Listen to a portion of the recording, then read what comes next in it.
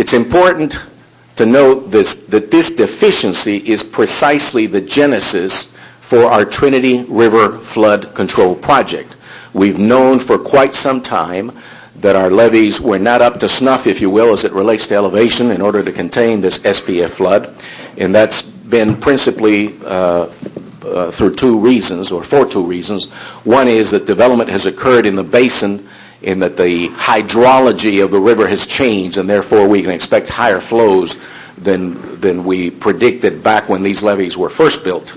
The other element is that the levees are old. Some portions of the levees have actually settled. That's a natural thing for earthen levees to do, and as a result we've lost, if you will, some protection.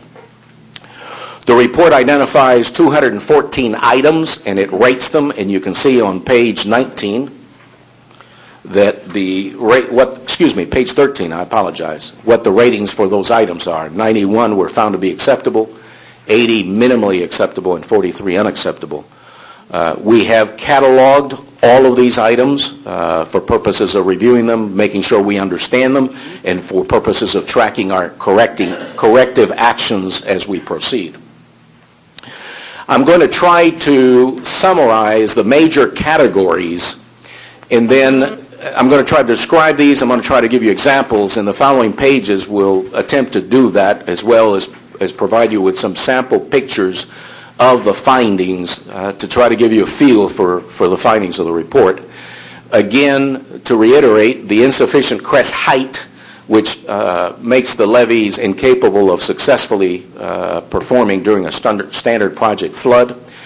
Then the Corps speaks about encroachments and penetrations that could impact the integrity and adversely affect the performance of the levees during a flood event. Would also possibly have an adverse effect on our ability to access and or to fight floods. And here, this one, to be quite honest with you, is a bit of a surprise, because when we talk about encroachment and penetrations, what we're referring to, and I'm going to show you some examples in the pictures, is things like utilities, things like bridge piers, other items such as power poles. And these are elements, quite frankly, that have been in our levees and or have been constructed in our levees throughout history. So this is a significant departure from previous criteria, if you will. There are some gates that are damaged that need to be repaired. There are some ancillary structures that are unstable. This doesn't refer to the levees themselves, but some other structures, and again, I'll show you some pictures. Here's another new element for us. Desiccation cracking is the jargon term. For those of us who have lived in this part of the world, we know that north central Texas is a semi-arid area that can go prolonged periods of time without rain and with significantly high temperatures. If you forget to water your lawn, you will have experienced what is called desiccation cracking. The clays of which the levees are constructed of will expand and construct depending on the moisture content. As the clay sits there in the dry, hot periods of time, it will develop cracks. And our levees do develop cracks. Erosion in some places, vegetation, and vegetation speaks both to the type of vegetation. The desirable vegetation is a low Bermuda-type grass that would actually help the stability of the levees. Johnson grass on the opposite side of that spectrum, if you will, is not desirable. It does not assist with us being able to operate, maintain, and discern problems with the levees. So that's one issue. The other one is trees and the location of trees, in particular trees that are too close to the levees.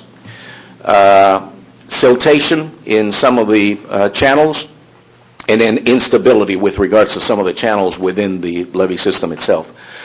Now I'm going to use this not to scale schematic to try to explain some of the concepts that we're talking about here. Can everybody hear me?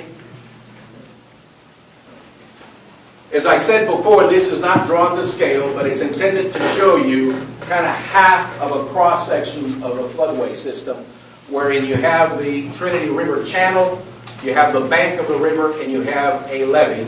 Okay? Currently, our levees are to where this dash line is, representing that we've lost a little bit of height from the elevation to which they were originally built. The current levees, and again, remember this is not to scale, were built to a 3-to-1 slide slope. We are proposing that our project, which is currently under design, establish a 4-to-1 side slope, which would, of course, make the levees fatter, make them more stable, address some of the issues that were found as deficiencies in this report. The original levee was designed to the SPF +4, the standard project flood, plus a 4-foot freeboard, and that is the standard to which the Corps is testing or grading us, if you will, with regards to this inspection report.